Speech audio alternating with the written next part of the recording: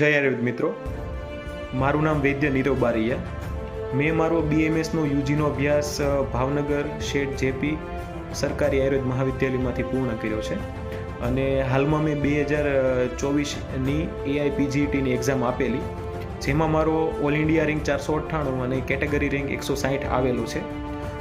મેં મારું coaching Charak coaching centre Dhaval Dholakia sir પાસેથી લીધેલું છે અને આ સફળતાનો શ્રેય હું ધવલ ધોળકિયા સર લેક્ચર લે છે એ રેકોર્ડિંગ કરીને એમાં અપલોડ કરવામાં આવે છે, એટલે ક્યારેક સમય ન હોય ત્યારે આપણે સાંભળી શકીએ.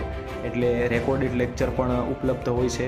સાહેબની ડેઇલી ટેસ્ટ સિરીઝ જે છે એ ડેઇલી આયોજન કરે છે. આ સિવાય વીકલી ટેસ્ટ પણ હોય છે અને મંથલી ટેસ્ટ પણ હોય છે. એટલે ટેસ્ટ જે છે એ મેક્સિમમ MCQ સોલ્વ કરવા માટે સારો એવો આપણને એક પ્લેટફોર્મ પૂરું પાડે છે.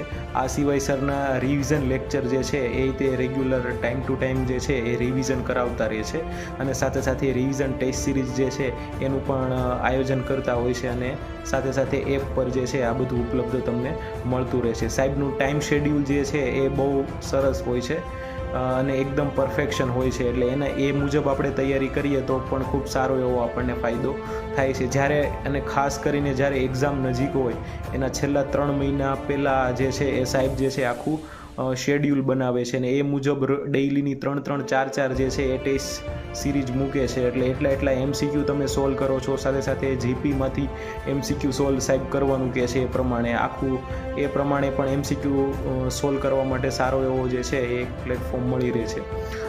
લગભગ અંદાજિત અમારે ડેઇલીના 600થી 800 જેટલા MCQ જે છે એ રોજ એની પ્રેક્ટિસ થતી, બરાબર.